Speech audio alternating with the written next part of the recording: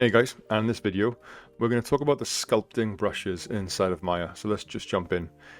I've got a cube and I've super made it dense. So I've divided it and made it really smooth because I need a lot of geometry. So when you sculpt anything, the more geometry you have, the cleaner your model will be in that respect. It's like having more clay when you're physically sculpting. Now, a few years ago, the sculpting tab was added into Maya. And depending on what you're doing and how you want to do it, how you use it, then it's not too bad. I don't use all the brushes. I only use a few in my kind of general day-to-day workflow. However, I'm going to go over a few more today just to show you what they can do. And we're going to try to create like this brick, like this organic, natural brick, right? So let's jump into this. So you'll find your sculpting brushes underneath this tab here. It's called Sculpting. You can also find them under Mesh Tools. And then you'll see here Sculpting Tools. And you do have shortcuts. So Control 1, Control 2, Control 3. They will open up. They will change that sculpting brush and open up the setting for that. Now, if you want to keep this open, this window, if you just move your cursor to the top and then press the middle mouse button down, that will now pop out to be a floating window where you can move anywhere you want. So I'm going to click up here in the first one, and it says it's a sculpting tool. I can go to the option box, so I can just double click, and that will open up the tool for this. See, now it says sculpting tool or smooth tool, and so on and so forth.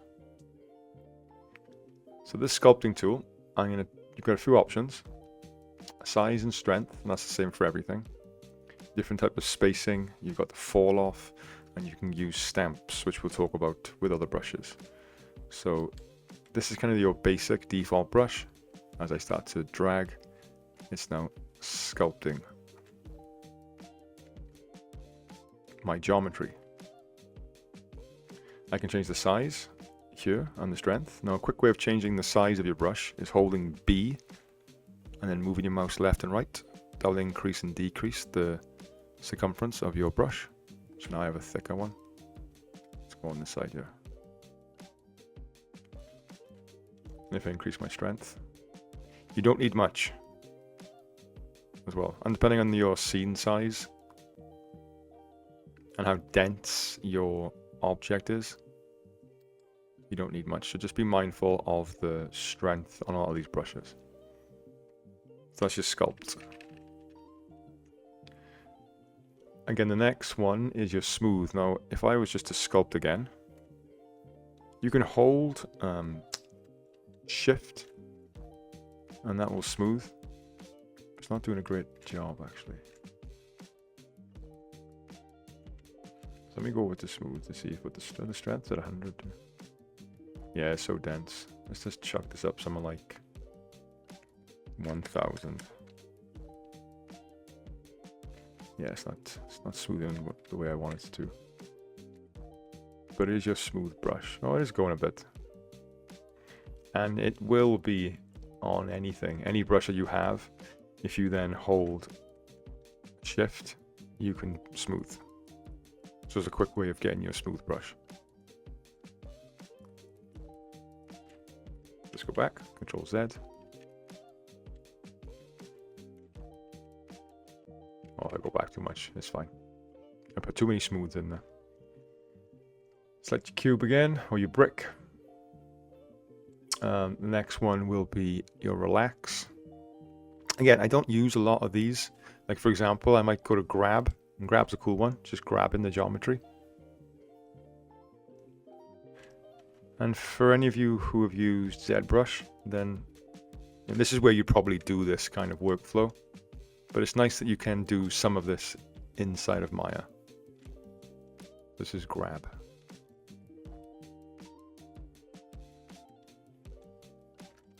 Again, I wouldn't do high-end sculpting in Maya. The Maya just can't handle a poly count.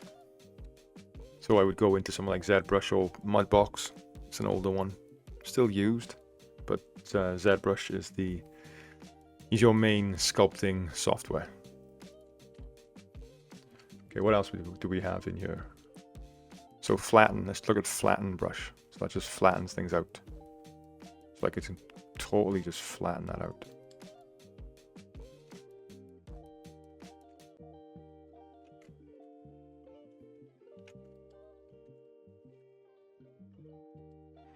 And control will do the opposite as well. So if I grab my sculpt brush again, let's reduce my geometry, my brush size. See, that's just normal, and control is inverted.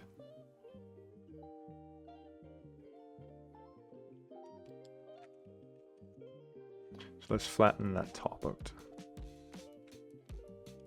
There we go, get rid of that. Let's hold shift and smooth some of this out.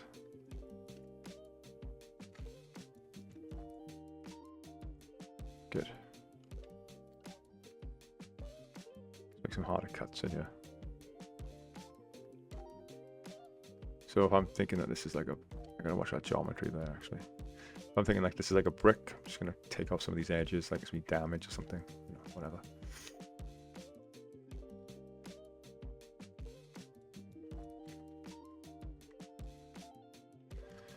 So that's kind of your flatten brush. We do have a pinch brush as well, so pinch will make your points a little bit sharper. So let's take a look at the bottom here, and then let's do pinch. It's kind of making it into a sharper point, just pinching. Okay, so that's what pinch does. Again, that's flatten. Foamy and bulge is another one here. Where is it? Bulge. They kind of bulge out your work. I don't really tend to use this one. It can be a little bit messy. And again, it depends on what I'm using and what I'm trying to do. But I never really find a need for a lot of these brushes. But if I'm building something like this organic, or I want to do, you know, then I probably use sculpt a little bit, smooth. Definitely grab, because grab can change the shape.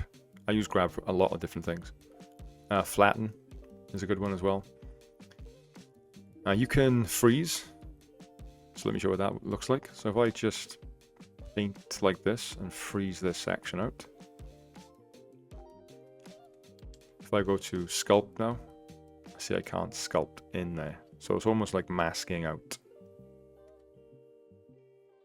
an area. So that's what freeze does.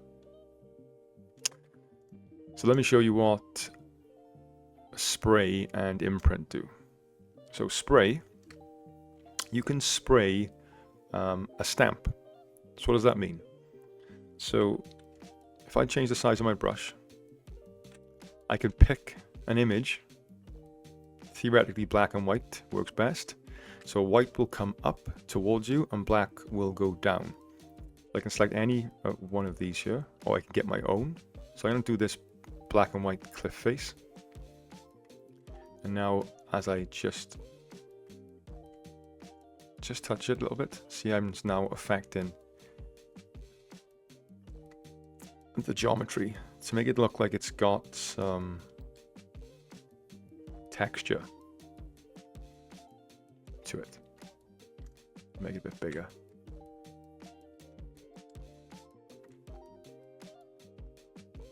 And I put it all over my brick. Okay, all over this rock or whatever, this brick. More of a rock now than a brick.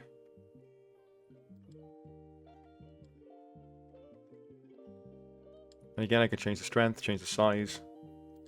So maybe I'll do a strength of 50. Make my size a bit smaller. Grab this area and just make it a bit more bumpier. So we just break up a little bit on the back end there. And that's quite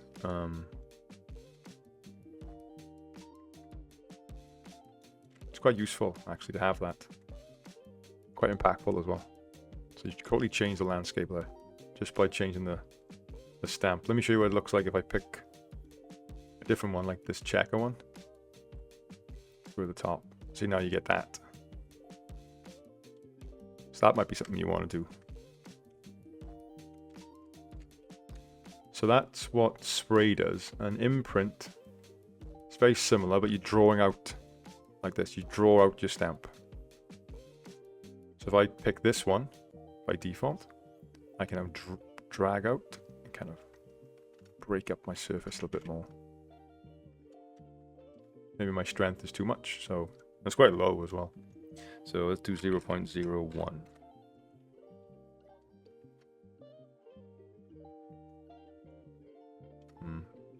Let's do 0.1. There you go.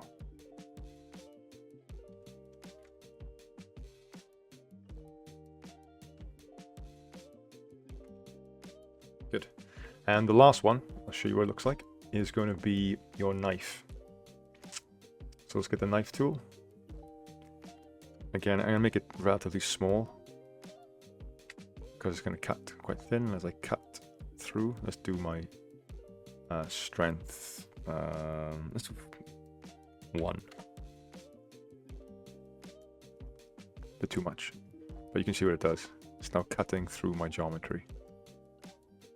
Let's hold shift and smooth. There we go. That's what smooth does. See? Let's put some of that back in. Let's take that strength of my knife back down to 0.2, maybe. So look, that's a bit better. Let's go one more. 2.4.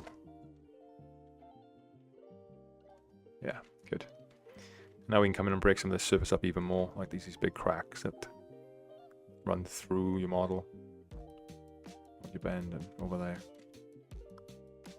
Yeah, if it's too deep, we can just come in and smooth some of this out. Or again, we can break up with a spray or an imprint. So maybe there's an imprint just over this here again, just to help break up some of that noise, so that, you know, like so. Now if I click off, so you're gonna have a bit of texture.